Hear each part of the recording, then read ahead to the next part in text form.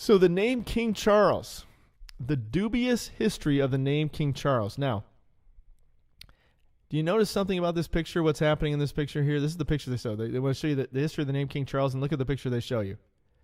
Here's an illustration of Charles I, King of England from 1625 to 1649, being beheaded by axe. So this is King Charles I, and they're cutting off his head with an axe. They're beheading him. Interesting. Okay, so the first King Charles, was beheaded. And the Antichrist is known for beheading those who are going to be under his reign, specifically the Christians, to be beheaded. We know that from the book of Revelation. So, as it says, Chucky III, who ascended the throne on Thursday, has chosen to rule with the name he was given at birth. But as a British king, it comes with baggage. So I don't know if he could have changed his name when he becomes king. But he kept the name. Charles I, born in 1600, endured a stormy reign that ended with his execution 49 years later. Ooh, interesting, 49, because that goes along with the time of Jubilee that we're going into now. The 49 years plus 1, 7 times 7. That's interesting. Could it be a parallel going on there that obviously the Antichrist in the end is also going to be destroyed by the sword when Jesus comes back? In between, he provoked a civil war and erased the notion of an all-powerful monarchy, or indeed of any monarchy at all, for the 11 years after his beheading outside of the banqueting house in London. Chucky II, his son, chose to lay low on the European continent for what came to be known as the interregnum, moving from country to country to elude the long reach of Oliver Cromwell, the Puritan leader who led the uprising against his father. Wow, interesting. So it's like the Christians. Once again, it's the Christians against the crown, so to speak. He returned only after the Republic collapsed amid internal disagreement. England's restoration period commenced when the second Chucky took the throne in 1661, a chiasmus 1661, but it has a diminished monarchy. The Civil War had been over whether England's sovereign ruled with absolute authority. Unlike his father, Chucky II elected not to press the point, and the merry monarch was remembered mostly for his hedonism, many mistresses, and deathbed conversion to Catholicism. Oh, interesting. So he finally comes to Christ in the end. Wow, very interesting. The dubious history. Beheaded and exiled, the two previous King Chuckies bookended the abolition of the monarchy. So isn't that interesting? So basically the end of the monarchy happened with Chucky I. And so the end is going to happen again, it would seem, with Chucky III, with kind of the interim one in between, who was exiled.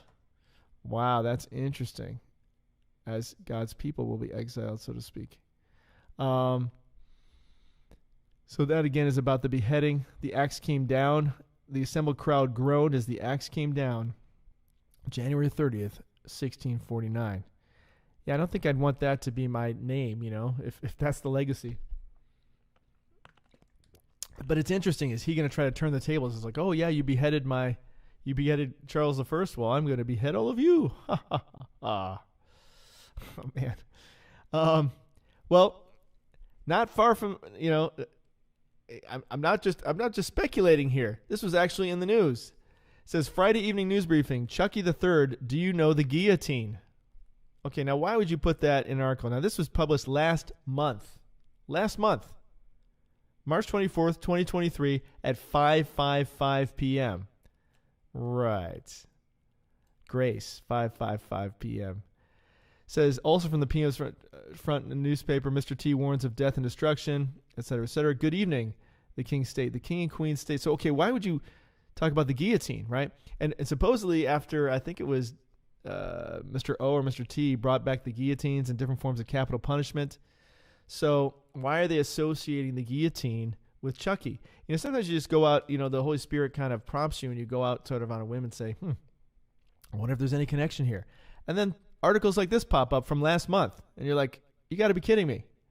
So, yes, they're already associating the guillotine with Chucky and beheadings. It says, with graffiti in Paris. So it's graffiti in Paris during yesterday's protest. Now, this is just last month, virtually a month ago, on the 24th. They put graffiti on the wall of the protest reading, Charles III, do you know the guillotine? Like, what? What a weird thing to put as graffiti. Now they're talking about the retirement age with Macron, but why would they be talking about Chucky the Third? He's probably like, yeah, I know the guillotine. Do you want to get to know the guillotine? Wow, that's interesting. Because they're protesting in France right now because they raised the retirement age. Macron's aides fear that the king's visit may scratch the revolutionary. I guess he was visiting. Very interesting choice of words. Now, we know that the French, of course, used the guillotine for Marie Antoinette when she said, let them eat cake. So they're known for the guillotine, for sure. But could it be that Chucky's like, hey, I'd like to borrow some of your guillotines? Or maybe France will be the place where they do the deeds. I don't know. Very interesting choice of words. And then they use it again. They used it again, actually twice that month. Okay, and you know these guys like to do things in the headlines, to point at stuff. So this was another use of Chucky with the guillotine, but this time it was related to Prince Harry and Meghan Markle. It says, King Chucky bringing down the guillotine. Could anything be more splendid? What? What kind of question was that? King Chucky bringing down the guillotine. Could anything be more splendid? What a creepy, crazy question to ask about the Antichrist, who's known for beheading people. In the Bible, anyway. King Chucky is currently being lauded and it says, King Chucky incurring favor with Brits after bringing Prince Harry and Meghan Markle to the guillotine.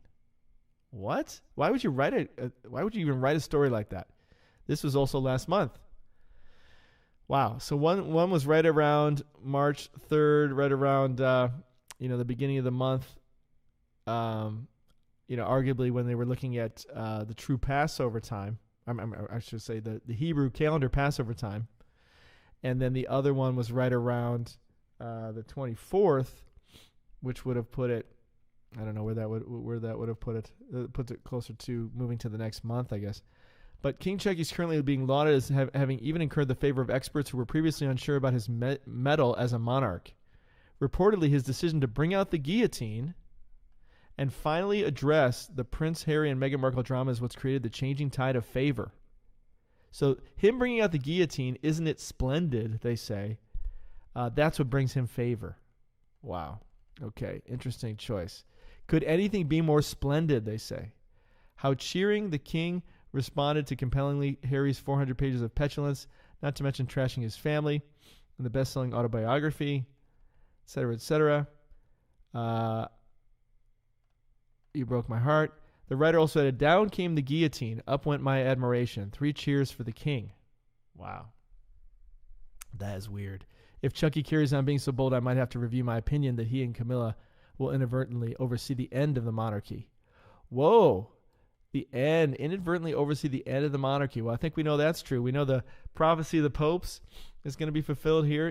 We're at the last pope time period and the last of the monarchy too. Wow. All the king has to do now is banish him to an odor-scented bothy of the wilder fringes.